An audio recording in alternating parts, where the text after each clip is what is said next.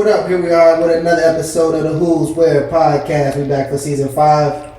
I'm your host, Chase Minnifield, coming to you live. We in Richmond, Virginia today. And we Mac, you back.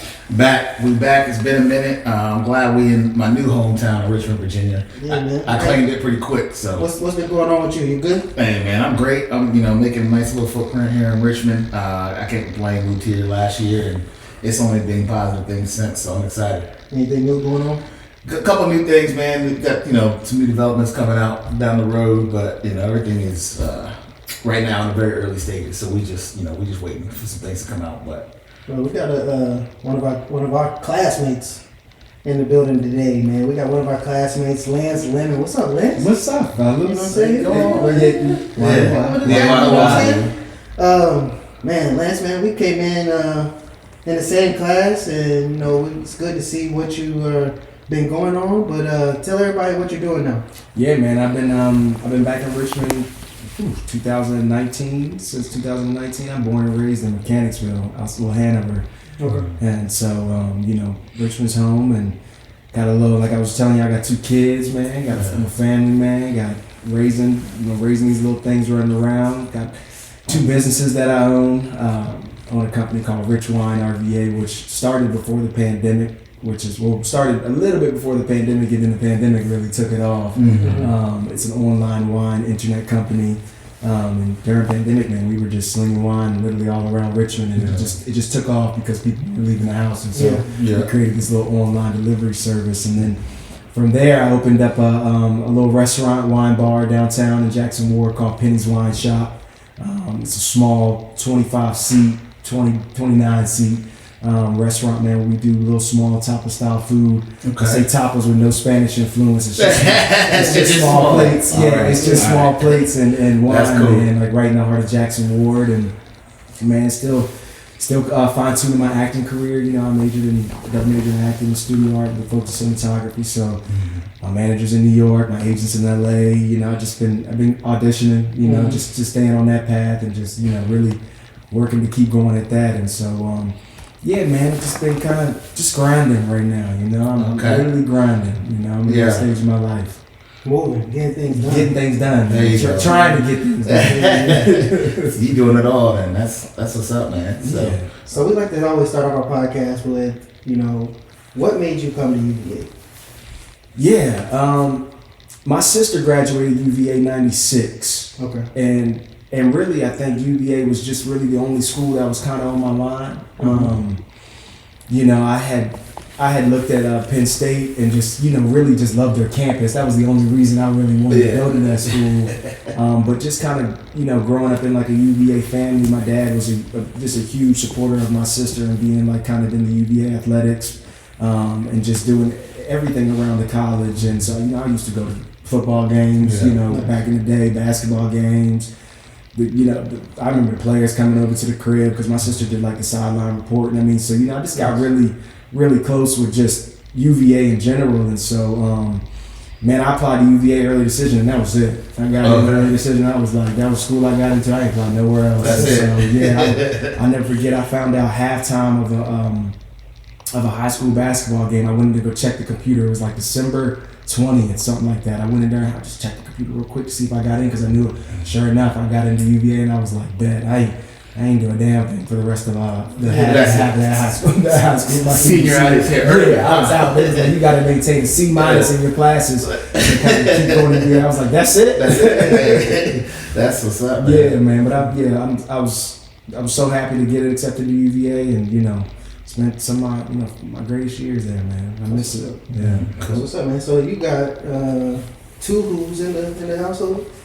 For the Lemon household, actually 3. My cousin Jada graduated in 2016, and I think that that legacy really builds at UVA. I think they like to see that, and I think they really know that once one comes in, the other, another sibling comes in. It got a little pull, it gets you a little tie, and they just hope that you just produce and be, wahoo wide out all the time. Yeah. There you go. So when you got to UVA, man, you already had the experience of like going there, being there, getting the vibe, getting the energy. Was it different than what you expected when you actually showed up and was on grounds, taking classes, going and interacting with everybody on the campus? from my experience, just looking at it from afar, what I'm saying, I felt like you was very involved, very in things that, had different pockets of people you could hang out with, very chameleon-like on campus, which is impressive. So how was your experience on campus? Yeah, I mean, it was amazing. I mean, I tell people all the time that, from UVA, you learn life lessons, and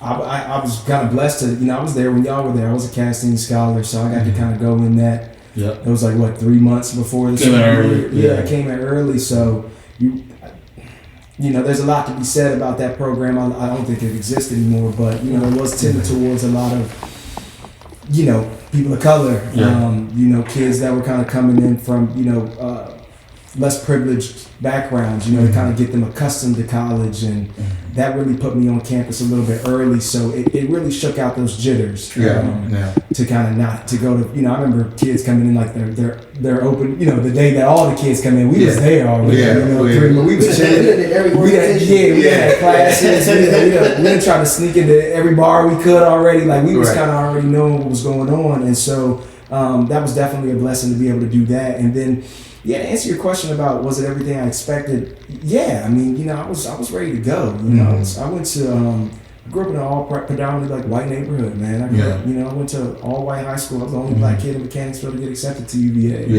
I had like 5 other kids, and I was really excited just to go get some culture. And I know that's kind of crazy to say for UVA, but I was ready just to kind of get out of Mechanicsville and where I was at, and so I was super excited to get to school, man. I tell everybody, I found my black friends at UVA, and I still kind of had this chameleon kind of like ability to kind of blend in with, the white friends that I had that grew up, and so that just allowed me to kind of fit into these pockets of just kind of being in different places and being a theater kid kind of growing up. I did kid acting and kid TV and stuff like that. I knew exactly I wanted to get over into the film, into like the drama school program, and those kids are eclectic in their own ways.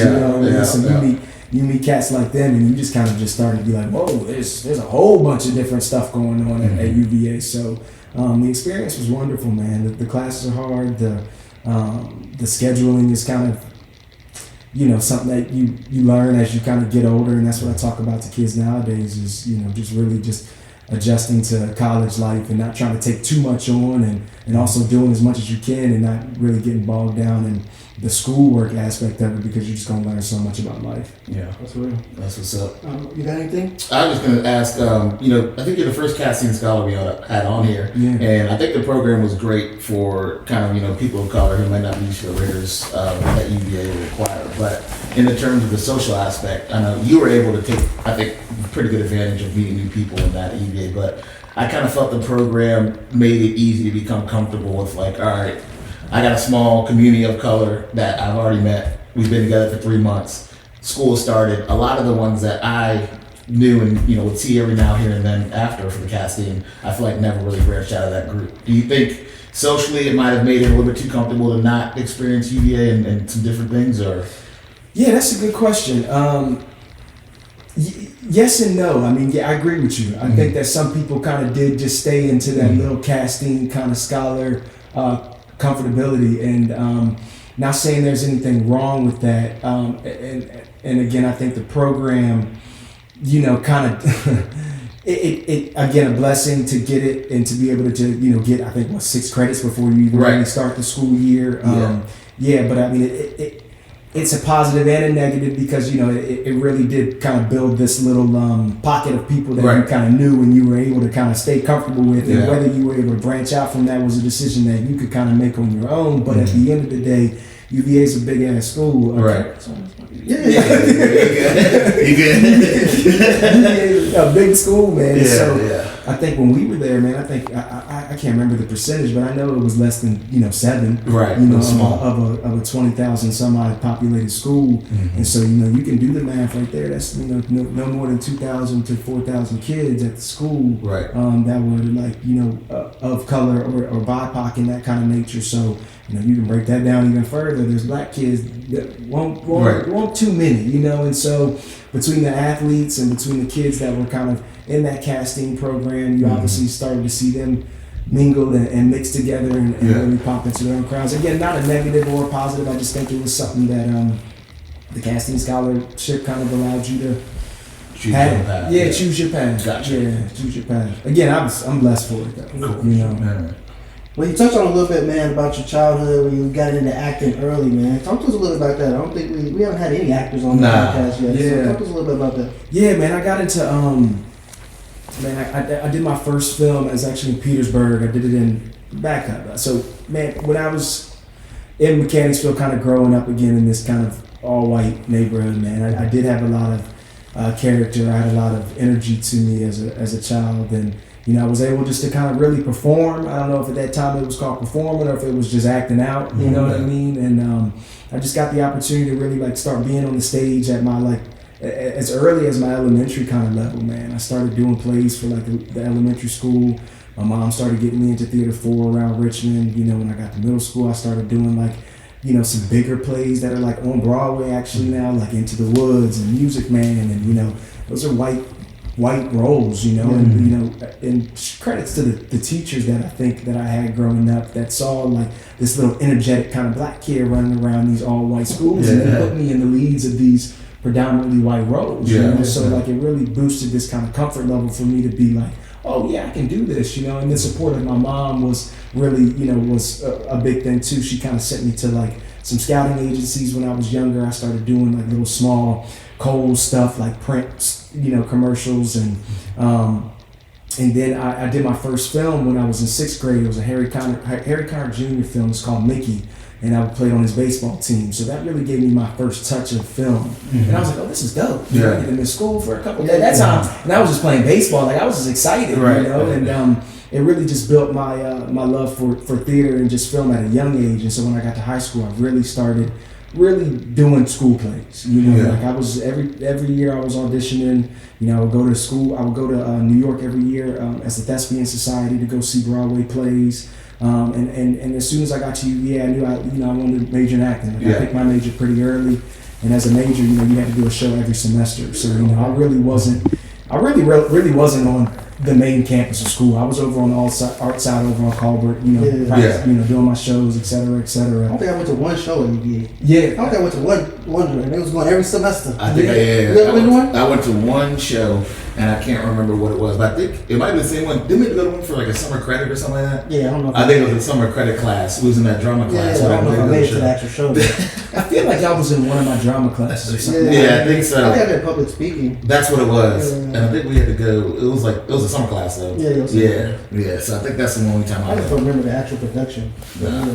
I mean, there were some good productions over there, man, and there's some good teachers. There's one of my teachers, his name's Kevin Everson, great film teacher, man, like nationally known. I mean, you know, UVA has that sneaky kind of connection. You be like, oh, you know, when you go look up people's resumes, and you gotta be like, oh, damn, you really you doing stuff, you did stuff, and so when I was doing the plays, I did a play called Day of Absence, man, and UVA actually went crazy over it. It was an all black cast that did a show in whiteface, and UVA's like, you know, local kind of paper, you know, whatever. Just would that fly now?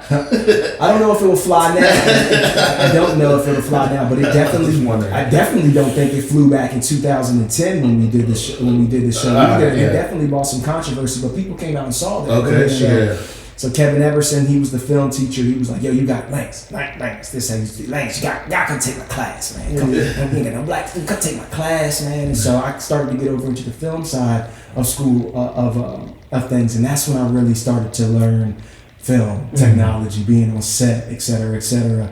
Man, moved to New York after I graduated UVA. You know, beat the hustle of just kind of going to ABC studios and going to auditions, and I did a film called Loving, which was actually shot here in Virginia. My manager name's Christina Diamantis. She works with this company called Throughline Entertainment out of LA, and she happened to just see a little snippet of this part of this film and was looking to build her roster. She needed like a couple more people of color, and she recognized I didn't have any manager, and so she brought me on her team through Throughline. The next step was to kind of get my agent April Lim out at Global Artist Agency in LA.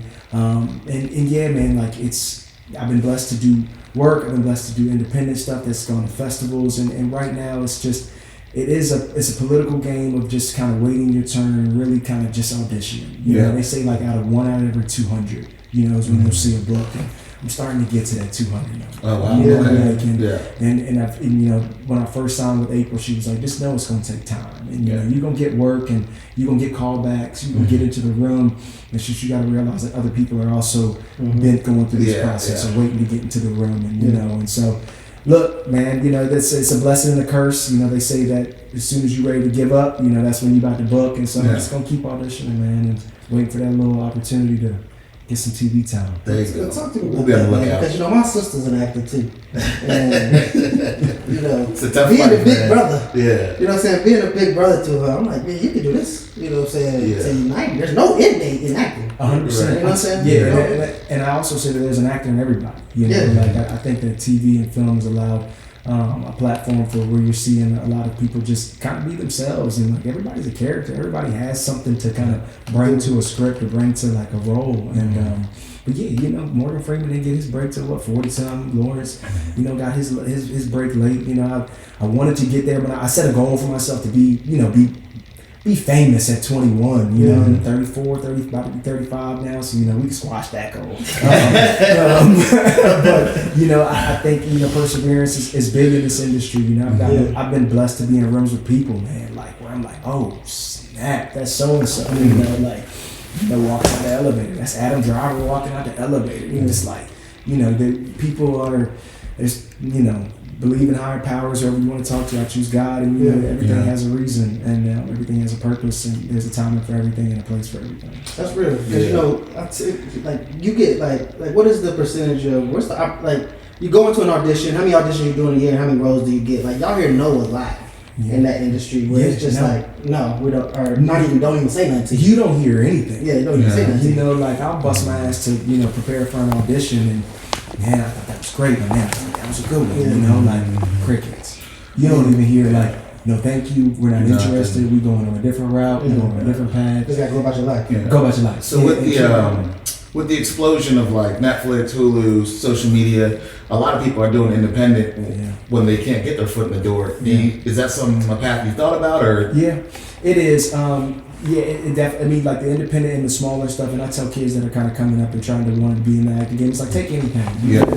Take a role. You know, like I have, you know, SAG and guidelines that I have to kind of provide by. Like I can't just take any film, you know what I mean, without there certain being, you know, that's why they got a union, et cetera, et cetera. Okay. I tell people all the time, take what you can get out there and get your demo reel together, get out there and get footage of yourself, so when the time comes and you need to put that demo reel together, you need to show somebody some work that you've done, you got a little resume and stuff. It may not be great work, but it's something to show. It's better than not having anything. And as life goes on, you know, and I'll be honest, you know, as my life is going on, like I got family, I got businesses, I got priorities that I have to take care of. You know, like you start to kind of realize that you know, that stuff helps even more because you don't have the time to necessarily be building those things up as much as you used to. But yeah, Netflix is, you know, I get a lot of auditions for Netflix and the TikTok, the Instagram, all that stuff is blowing up. You know, like these kids out here are making money off of that, and then they're also getting a platform to be put into positions to get roles and to get on TV and to get on commercials. You know, you see these guys on social media that are just funny blowing up, and then all of a sudden, you know, they got a, like, what's his name, Drew, like little Drew, you know, just saw him on a commercial the other day, and he's been killing it, you know, and so the platforms have definitely changed. I definitely like to think of myself as more of a, you know, I don't want to say trained or not, but like, you know, I'm looking for depth in my work, and you know, I really try to kind of take on that persona of like really diving into the role and you know, locking myself in a room and studying the craft and, you know, really involving into that character. So, you know, there's different ways to this hustle. There's, you know, I'm not knocking any of that because you can make it how you want to now. That's a good point. Because, you know, a lot of these people that are making these films and doing a lot of this casting, they're looking at followers, they're looking at Instagram account, like all that's affecting the reach that they're trying to get when they pushing stuff out. So how do you feel about like how social media has kind of evolved from, you know, the actual skill set to like the actual casting of the production? Like what is that range, and where do you feel like you fit into that space as far as like you feel like it's fair, unfair, not getting the opportunities based off of things that are, you know, artificial type stuff? Like, what's your thought process on that? No, that's a great question. I mean, like, you know, I got Instagram, 2009? You know? Yeah. When social media was kind of like popping off, I never thought to go out there and use IG as like a platform to be like, let me use, at that time. You know, I didn't think about it to use it as like, oh man, I could put some work up on Instagram and like people could see it and like it's got free promotion for yourself. I wasn't thinking that way back, you know, in 2009. You know, I was just like, it's another thing to kind of like post your life and, you know, just kind of, you know, I don't know, just whatever, snap a photo and it's supposed to go up. Like we out here, you know. But I know we was in school. We try to stay off them tag photos on Facebook. Hey, and that's real because I go back and do it now. Man, I go back and look at. I don't even get on Facebook anymore. I go back and look at old tag stuff. I be like, please, how do I get this off? How do I get this off the internet? Hey, now Facebook will suggest it. You know what I'm saying? Back then you had to do some work. Now Facebook will be like, you forgot to tag X, Y, and Z just off face recognition. Yeah, it's wild. That's crazy. It's wild. And so, I mean, I think it's fair and both unfair. Unfortunate for me, I wasn't at that time when I was really into my craft and still into my craft. When I was really just diving into it, we didn't have like the kind of social media that was present as it is today. And so, do I think that's unfair? Maybe, but like, you know, I get it. And so for me, like I said, I kind of try to stay into like, you know, my training and from what I've learned, like, you know, like different systems and like, you know, Stanislavski and the Meisner techniques, like really like taking the things that I learned that helped me become an actor and really like, you know, practice. You know, I know that sounds crazy, like, but there is like a part of like practicing and like before I dive into a script, you know, I'm doing my kind of like, you know, check down of like what I need to do and like, you know, the action, you know, the beats, you know, like really working on, you know, what I kind of know about what makes me kind of comfortable in getting into my character. And so it's a different kind of time period. And I'm hoping that that the tradition and the old real school habit of learning to be an actor doesn't go away. I'm really hoping that stays within the systems and in the schools and in the theaters, because I do think that is important when it comes to like making great films and watching great actors like really transform themselves instead of just, you know, I found, you know, instead of really gaining this type of famosity just based off of, you know, your likes and your clicks on Instagram and social media and not really having a forte training. Again, I'm not saying that's a issue or a problem. You know, I just think there's levels to this shit. You know, like there's levels to it, and more power to you the way now that you can kind of use the different platforms to put yourself on a hierarchy in the arts and in the kind of film and TV world. You know, I hope they don't forget about, you know, us. You know, I do definitely, you know, I definitely do know I'm getting older. I do know, like, you know, the time that I kind of had for youth is sliding by, like. You know, I don't have like an age range of 18 to 29 no more. I'm starting to slip into that 28 to 35, like where I really live. So what does that look like when I go to audition for a role? Like I'm not auditioning for college kids in school no more. I'm auditioning for that neighbor next door. I'm auditioning for that FBI role. I'm auditioning for that, you know, that doctor, you know, in the film. So, you know, that kind of stuff starts to, that's where it starts to play into like how you really start to look at yourself as an actor. You could be a funny kid coming up in the Instagram, TikTok industry, but like, is that going to prolong your career if you want to be an actor? That, you know, no one thinks about that kind of stuff until you've really been doing it for a long time. You know. And you've been doing it since you was little. Since I was little, you know. So I've gone with the punches and just kind of, you know, I'm starting to see different breakdowns come my way of like what kind of roles I'm starting to see, and I'm like, okay, I get it. I'm getting older. You know, like time to start switching it up. Sure, I know. I look on Instagram and I see all these, and you probably see the same because you're a business owner. Like there's these Instagram CEOs and these TikTok CEOs. And you know, one thing I be like telling my girl, I'm like, you know, I'm not listening to anybody. I'm not gonna listen to anybody. I gotta see your CV and your resume before I just start listening to what you're putting up there, and there's clips on my stuff on my timeline and things of that nature. So there's this difference between like the people that don't put the work in and the people that are just using their camera to talk about things that they may experience one time, two times. Like we've been in the trenches of business. You know what I'm saying? Instagram makes it. We done made payroll for the last 10 years. You know what I'm saying? Like we done did that. So we talked about payroll this morning. Exactly. So we understand understand like what it takes to actually run a business. Then you see somebody come in and they got a large following, they able to raise $30 million in a couple of weeks because people see them all the time. That stuff's frustrating to me. It is. It's unfortunate. It's unfortunate, but it is frustrating. I get you, man. I feel the same way. I just try to, I try to stay in my stay lane. positive. Yeah, stay positive, stay in my lane, stay in my path, and not really like step out like you ain't ever gonna catch me at no street corner like with my camera set up, hit the next move. That's not me. If I get there, like you tap me on the shoulder, that ain't it. You don't got no tripod watching you shop. Yeah, no,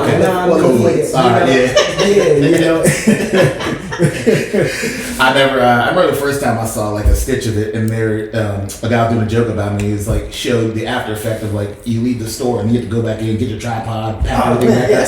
I was like, I didn't even think about that. It's like somebody got to be filming. People set up tripods on escalators. Yeah, exactly. You know what I'm saying? Hey, if I don't kick that thing over, ain't got time. I got you. That stuff gets on my nerves in the gym too.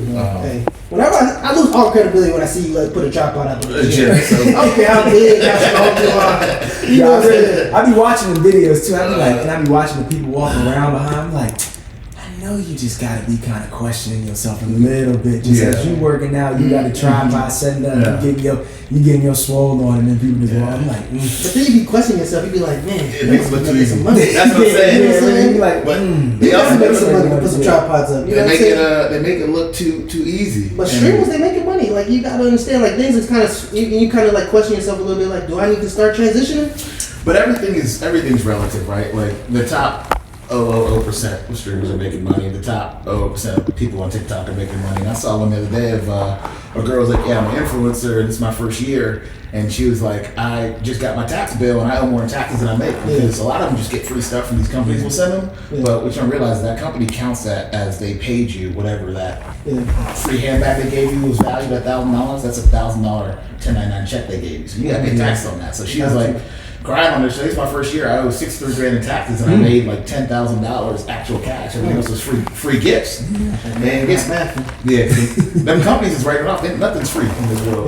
Companies they write it off. But, my biggest fear is my grandfather just turned 100. Shout out to man. He just turned 100, and then I was looking at how long he's been alive and everything that's been invented. And I said, Granddad, you know, say, I had no ideas. You had no ideas for this. And that's all. You couldn't think of one thing. It's a one thing. Set me up for life. Hey, he been here 100 years. Yeah, my grandfather said, I just knew that this bottled water. You just need one thing. But yeah, man, that's crazy. Well, let's see here. So, man, how did this turn into the wine show? Yeah. So, like, did those influence each other? The acting, back into the wine. Like, how'd you get into that? Yeah, man. When I was in New York, I was man, I was hustling, man. I've been in hospitality my whole life. I started at Red Robin. You keep going. Whatever restaurant I was at, you could do it as a kid. And when I got to New York, that's what you do, man. You serve and bartend, to pay the bills. Yeah. Especially in the acting world, you kind of hear those stories of what you do. I'm a server, and I go to my auditions, and that's what I did. But I picked up, I worked at a John George restaurant called ABC Cocina in New York on 19th and Broadway, and amazing restaurant, bro. Oprah, Drake, Drew Barrymore used to come in on the regular, and I mean, it was dope. I'm not gonna lie, it was a really cool restaurant to be in, and coming from Minnifield, man, I was starstruck. And I've always kind of wanted to be in the big lights and watching these cats move around the way they did. Long story short, when I was working at ABC Cocina, one of my managers, her name's Anne-Marie DeBello, she was really big into wine. Kind of started like really getting me into wine. She used to tell stories about it. And first of all, I like to drink wine. Like, let's just start there. Right, you know what I mean? right. Like, I think that's the number one thing where I was like, man, I really like wine. It's good. Like, I like sitting with it, watching TV at night. And so when I got the opportunity to kind of get involved a little bit more in the hospitality side, I really kind of drew attention to it. I had a guy that used to come into the bar all the time. His name was Carlos Huberto. He owned a company called Venus Libres, and he was like, yo, Lance, you got this great energy. He's like, I know you're an actor. You ever thought about being a sales rep for wine? And I really never thought about that. Yeah. I just knew that I didn't want to be serving and bartending for the rest of my life. And I was like, I might need to kind of look at long-term kind of stuff. And so I got hired. He had a portfolio of this company called Frederick Wildman and Sons. kind of going back to this kind of, playing this chameleon kind of switch code role of what I could do. This company really didn't have any people of color, they were a stuffy kind of white company that, button up ties and suits and were kind of, going out, and they knew that the times were changing and they needed to get a little bit more hit with the game, and I kind of told them, I was like, look, I don't know much about wine. I'm willing to learn, I know restaurants, I know I can kind of create relationships with accounts and et cetera. They hired me. I had like a run of about probably like over 100 different restaurants from, all the way down from Manhattan to up to Harlem, over to Brooklyn to Queens. And so, man, I just beat the streets with a bag every day, really just trying to sell wine in this major city. And I hated it. Mm-hmm. I hated everything about it. Like it was something that I wasn't necessarily, I didn't know what I wasn't comfortable with it. And I've kind of like found out that my comfort, when I succeed in the best things, it's when I'm comfortable and kind of like learning and knowing more about it and being more prepared. You know what I mean? Yeah. And I just didn't know much about wine at the time. And so it really kind of put a drain on me, to be honest, for about 2 years, because I just felt like I was in this unknown and there's so many nuances to wine. But long story short, I got to what I did really enjoy about the process was meeting these accounts. Like my accounts were really cool. I necessarily didn't know what I was selling to you at the time. Like I knew I had a bag, and I was really grinding to learn what I was selling to you and really be able to try to flip something over to you and be a salesperson. Right. But I really got comfortable with like talking to my accounts, and I started to learn more about them. Started going to restaurants, started going to these wine shops. And sitting and just chopping it up. And at the end of the day, we would drink some wine, say somebody might buy something from me, they might not. But like, I really started to enjoy going and just being in that industry. And that's what it kind of came about to. Two of my friends in Brooklyn were opening up. One of my accounts in Brooklyn, her name was Jeanette. She was opening up a shop called Wino. She was one of my accounts. Black lady, Jamaican, in Brooklyn. Bought this little shop, and I used to really kick it with her a lot. She was a little older, but we would just sit and have good conversation. And before you know it, she started buying wine from me. That's it. Once you build that relationship, people start buying from you. Yeah. And so I told her that I was interested in leaving my wine. The Wild Frederick Robin son. She was like, "Why don't you come run the shop?" And I was like, say less. And so I left from there, left Wildman, went to go help manage her shop for about almost 2.5 years as well too, almost. And another brother of mine, friend, his name is Dan Flores. I known about one of his shops. He was one of my accounts. I used to go to these wine tastings, see him out. You could kind of look in the ocean and kind of point out the pepper. There weren't too many of us in there, so we automatically kind of locked eyes. And sure enough, he was about to open up another shop. I was like, bro, he's like, I'm about to open up this shop. I was like, what you doing? I was like, I'm managing another shop down the street in Brooklyn. He's like, come manage this shop with me. I was like, say less. Let's do it. So I got the opportunity to really learn how to open wine shops. So really getting a budget to kind of put together different wines from around the world, and that's when it started to click for me a little bit, because I went from the selling side of really just trying to get commission to now like people are coming to me, reps are coming to me, and I'm getting a taste. I'm starting to get to learn more terminology. I'm starting to get to learn more about just wine in general. But one thing for me is that I really wanted to I had to get tangible with how wine was made. I knew that I was missing something. I needed to get into the dirt. I know that sounds crazy a little bit. I'm a country boy. I'm still from the country, so I knew I needed to get into the dirt. I had a lady come into one of my wine shops at Liquid Assets in BK. Her name is Lee Campbell, went to UVA, shout out to her, Wahoo. She walked in with a wine bag. She was a black wine rep. She said she worked for this company out in Virginia. And I was like, oh, bet, I'm from Virginia. I don't know nothing about Virginia wine, even though I'm there. My wine journey started in New York. She was like, there's this company called Early Mountain Vineyards. I want to show you their wine.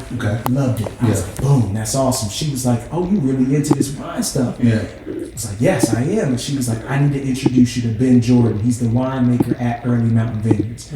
Early Mountain Vineyards is owned by Gene Case. She owns AOL. Real big, Long story short, again, I know I'm rambling, but I got in touch with Ben. Me and Brittany were looking to our lease was up. I was like, you know what, it's time. We inherited a house in Mechanics, so I was like, let's go back home, get back with the family. New York has done this thing. I talked to my manager, self-tape is on the rise. Like, I'm good, I can go take a break. Met with Ben. then was like, why don't you come out to my family farm out in Shenandoah and do harvest with us, you know? And I was like, yeah, man, I would love to do that, you know?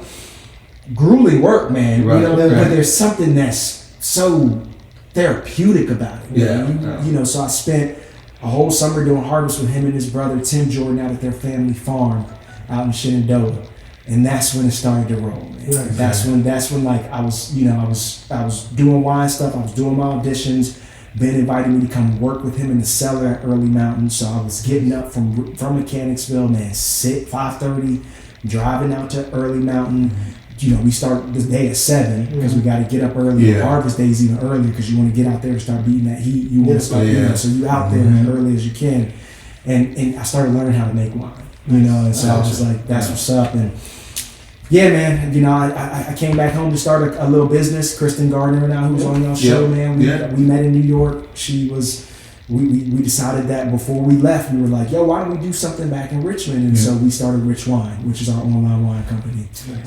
And that was all in tandem during the time of me working at Early Mountain, learning more about wine. You know, I got into the wine and spirits education training. I did my WSET 1, WSET level 2.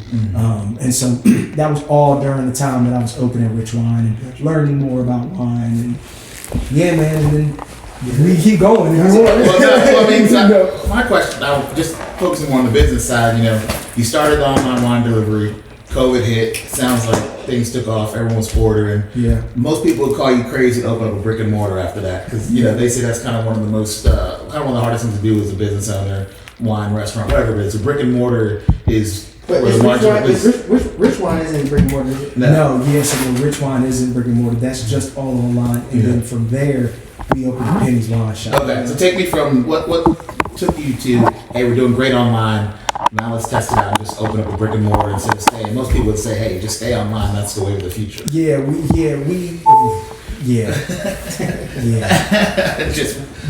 jumped. Okay. Yeah, for me, I always wanted a wine shop. Okay. Because again, going back to that kind of comfort talk, you know, like I knew wine shops, I knew how they kind of work, and that was kind of always my goal for what I wanted to see happen. When we started Rich Wine, the goal of Rich Wine was just to be a wine shop. Straight up. Like I wanted bottles on the wall, one person standing at a desk, come in, get your wine, be out. Yeah. You know what I mean? And during pandemic, Rich Wine took off for several reasons. Like you said, we built a brand that was new to Richmond. Nobody was doing online internet delivery service. And in fact, ABC has a license, which is an internet wine delivery service. And they were like, no one gets this. Wow. They're like, what are y'all thinking about doing? And I was like, we're gonna sell wine online. And they were like, no one does it. And I was like, well, we got to do it. So, you know, Gary Vee sold wine online. I was gonna say Gary Vee. Did he? I don't know. You know who Gary Vee is? I'm trying to think who. He's one of these Instagram guys. Yeah. I mean, it's been around. I mean, like, and I'm not saying like it hasn't happened, but in Richmond, no one was really. He did it in New York. Yeah, in New York, I mean, they got Drizzly, and there was all these other things that I see, and local wine, you know, local delivery kind of thing. But like Richmond had never really seen anything like that, and it just happened to be during this time of pandemic, man. And so it really. It was a time nobody was leaving their house, man. And perfect time. Yeah, we got this little buzz because like they were like, oh look, new online wine shop, and then people started talking about us, and then people started ordering wine. Never get the first day we opened, we was slinging wine for a minute. You know, Rich Wine has technically almost been around for 4 years. With that came this kind of whole creativity of new opportunities to do more things around wine. People were like, oh, do y'all do wine tastings? We were like, no, but we can. Yeah. You know, so we started building these like little levels these levels to our business. With that, I started to realize that not only did people not have access to wine, they had nowhere to really drink wine. Right? Like there was stuff around. There had been wine bars and wine shops. And it was a thing, but the beer game in Richmond had really taken off, but the wine game was kind of just starting to really creep up, and I was like, that's it. Like, I still got to have a brick and mortar where people can come to. Okay. The whole food kind of component is what really spun my head around.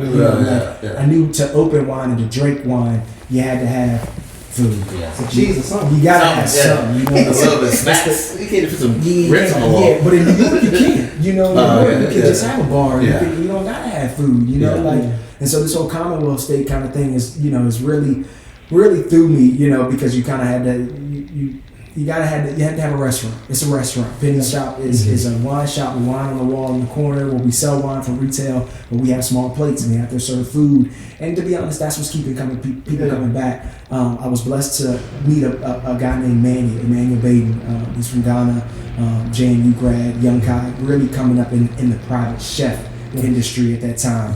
And long story short, I met Manny I met his food before I met Manny. When my wife was pregnant with our first child, somebody had gotten me Manny Eats during the pandemic. He dropped off food at the crib, and man, I was busting that food down. I need this. I stood up and I was like, yo, who cooked this? So, I found out it was Manny, and then we started doing these experiences together. We started doing these tastings at people's houses, man. They would be like, it'd be deep sometimes, 35 people sometimes, and we were charging, bro. Like people wanted to see us, and people really wanted to. They were like, you know, you guys got to do something. I got to open up a restaurant, you know. And well, we were able to do that. Kristen and I found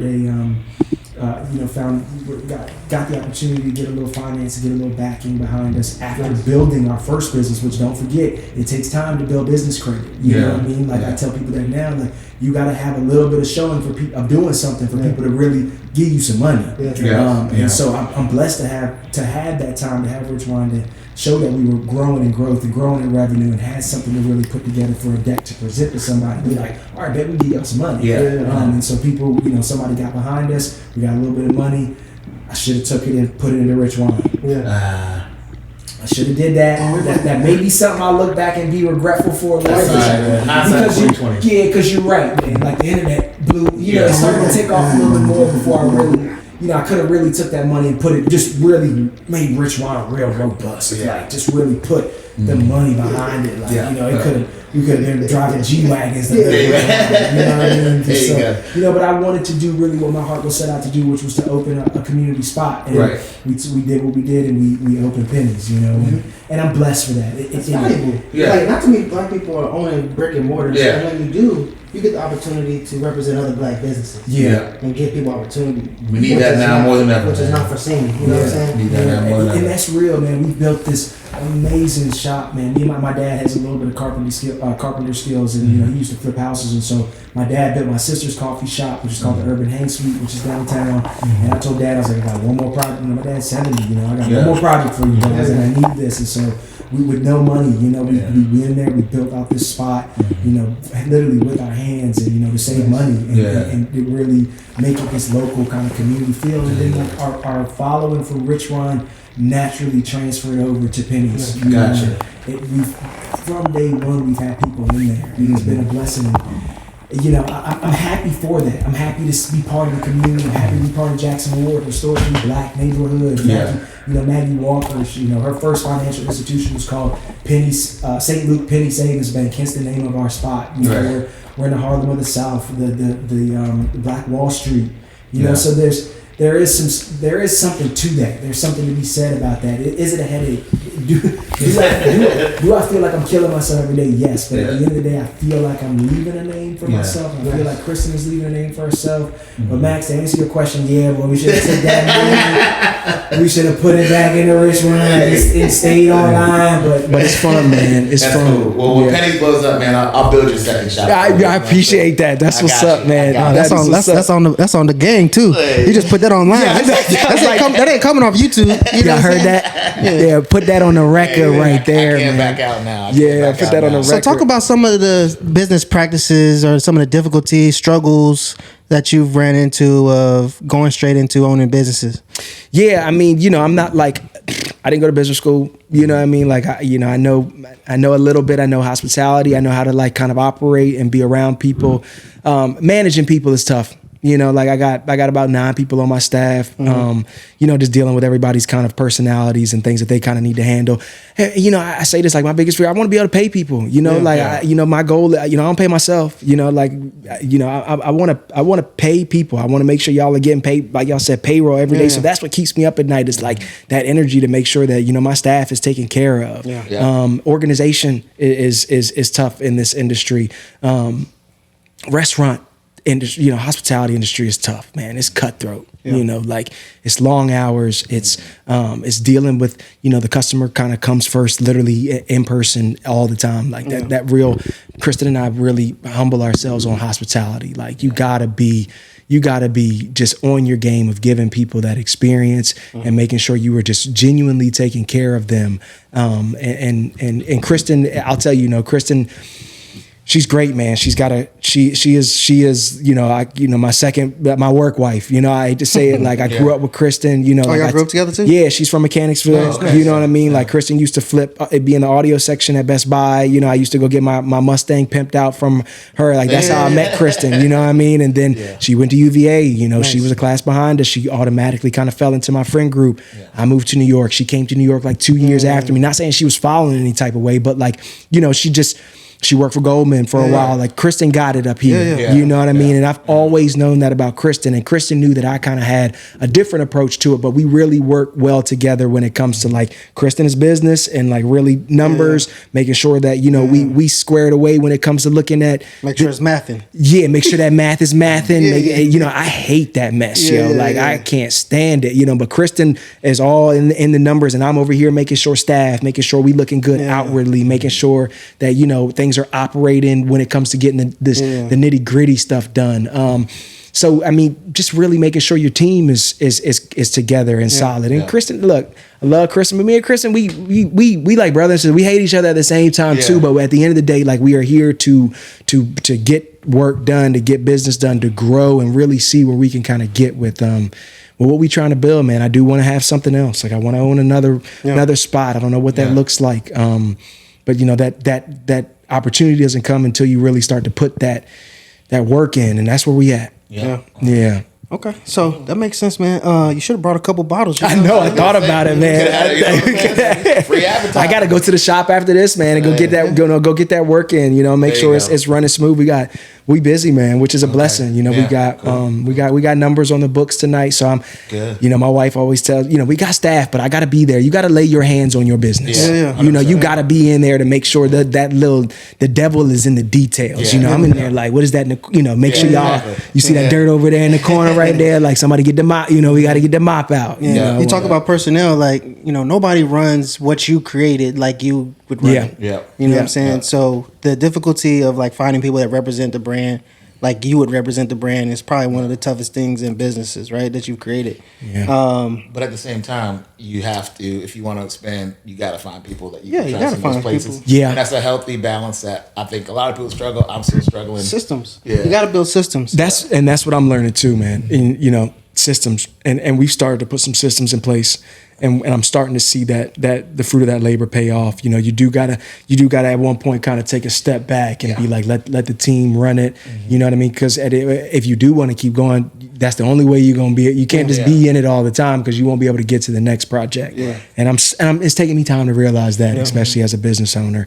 But I agree with you, Max. You gotta let people run, and I'm learning to put people into place to kind of, you know, help me succeed and kind of be able to pass that off a little bit. And Chris and I are learning that as well too. And it's all got to happen within the structure of the finance, the structure of the company, and still knowing that like it's our business. And it's tough for me to put that foot down sometimes. I love people. I love having a good time. I hate bad conversations. I hate having to let people go. I hate having to tell people you messing up.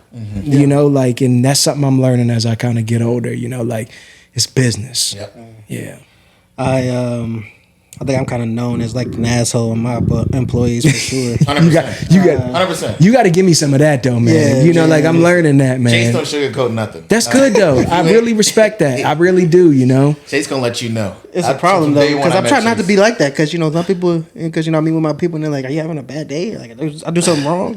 Like, nah, I'm just trying to like get to the point. Like, I don't need to really know how you doing, and that's not my best trait.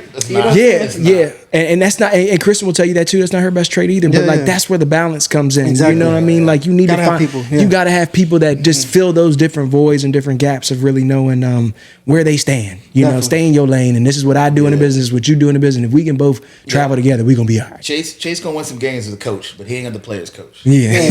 So I be like, when you talk about systems, like I be like trying to like almost like test my guys. I'm like, all right, so we're gonna have to put a system around this. Like I have an idea of what I want it to look like, but I don't just want to keep giving answers to like this, like what I think is the correct way to kind of operate and do this. But like it's like that balance of like seeing what they're capable of, what they don't, what they are, like what they're thinking about, how creative they are, strategy. Because we just want people that are entrepreneurial, and I'm not just like, I don't want to just tell people this is what you need to do. This is what we need to do. Like I want you to come up with an idea, a plan, and let's look at it together and think like, is this going to work? Is it not going to work? Yeah, and learn from it. Yeah, exactly. And if it don't work, it don't work, man. Like that's the truth and the beauty behind it. Like my dad always say, he's like, boy, you ain't die. You know what I mean? Like I wake up stressed, and he's like, yo, what you stressing for? Like it's gonna be all right. And if it don't work, man, you learn something. You move on to the next thing. Like that's life. Yeah. So a couple more questions that would be done. Yeah, no, y'all good. Virginia, you're a Virginia wine ambassador? Yeah, man. It's kind of like it's the Virginia Wine Marketing Office. The Virginia Wine kind of reached out to me. So me and my boy Reggie Leonard, who I also met through Ben Jordan and Tim, we went out to his family vineyard at the same time and started to learn how to make wine together. Long story short. Damn, I say that a lot because I I talk too much when it comes to, I get excited. So make my job easy. Reggie, because it's so many levels to it. You got to get to like the point of where you're trying to get to. Reggie and I met a minute ago, man, and Ben Jordan, my old mentor at Early Mountain, he opened up Commonwealth Crush, which is a custom crush facility out in Waynesboro. He started this incubator. Also, Lee, who sells wine, she works there as well too. She's part owner of Commonwealth Crush as well too. They started this incubator program where it's basically guiding people that may not have the necessary land or income or finances to really kind of start their own wine or their own label per se. And Ben kind of knew that Reggie and I had been interested in starting our own wine. And so Reggie and I started, we're making our own wine. It's called the Parallax Project. It'll be out this year, wines in barrel right now. We're making 2 wines called What's This and What's That. And it's really to kind of blend and bridge the gap between Vitis vinifera, which are typical grapes that are from Europe and grown in Europe that we bought that do well and have kind of shaped the history for how wine is made here in Virginia, but also with these new style of grapes, which are hybrids and really showing this kind of like parallax around it. So we called it the Parallax Project. So we're making a white and a red called What's This and What's That. I got to give that a plug because it's going to be dope. And that's another business LLC that's come my way. It's under my wife's name. Cut that. Matter of fact, but it's another business journey that I'm kind of on right now that I'm really excited to showcase. But Reggie and I have worked very closely with the Virginia Wine Office, and they've kind of allowed us to be. And Reggie more so is more Virginia's wine guy. But we talk about wines at different conferences. We talk about Virginia wine.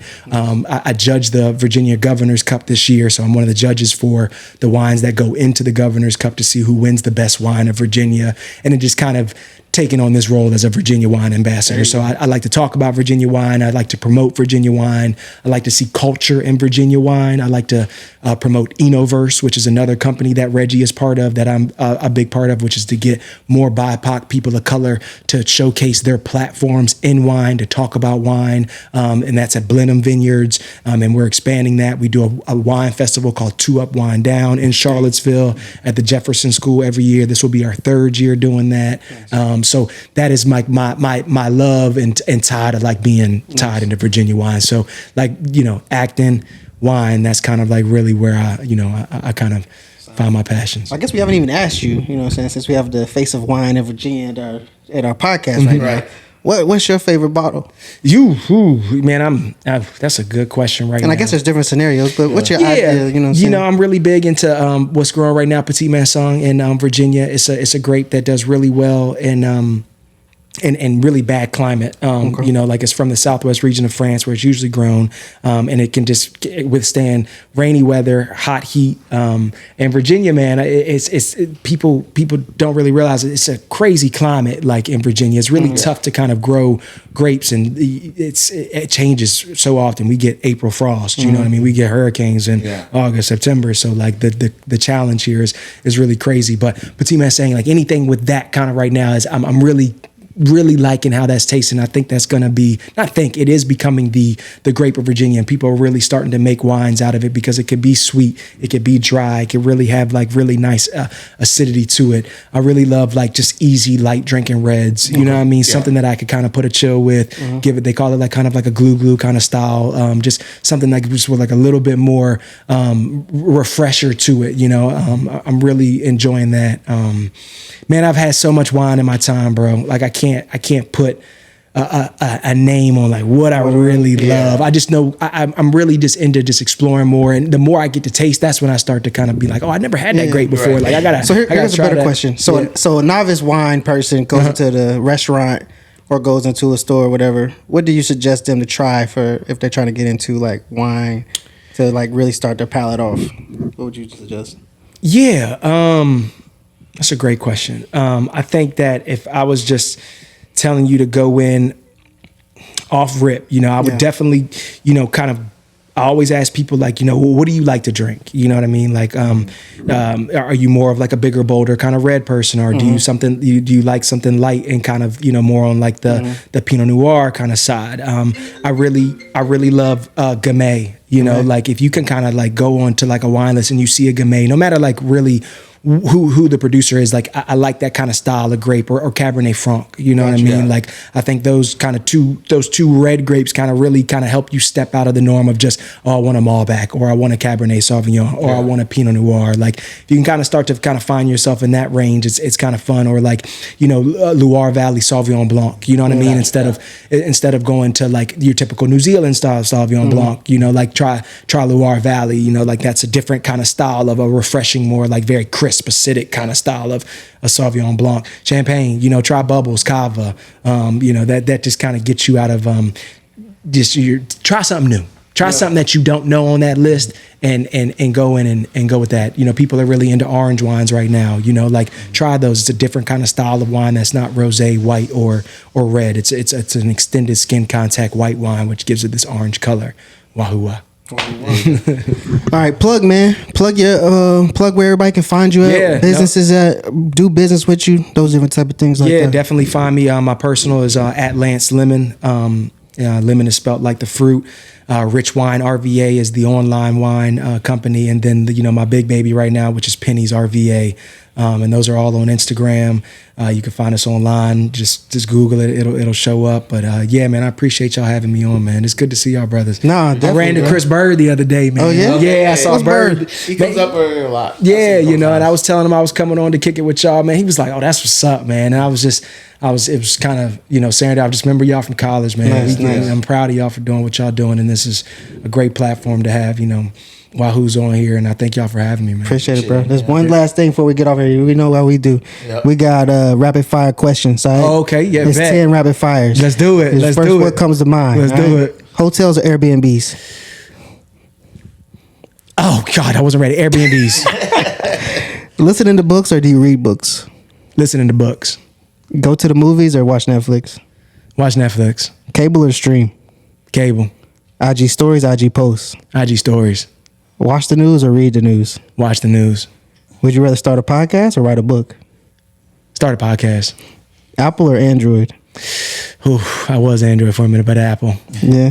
Detroit pizza or New York pizza? New York pizza. All right, if you were moving, would you hire a moving company or would you get your friends to help you move? I'm getting my friends to help me move. All right, that's it. Yeah, we'll holler at you boys next week. Good stuff, man. Yeah. Thank y'all, man. I appreciate it.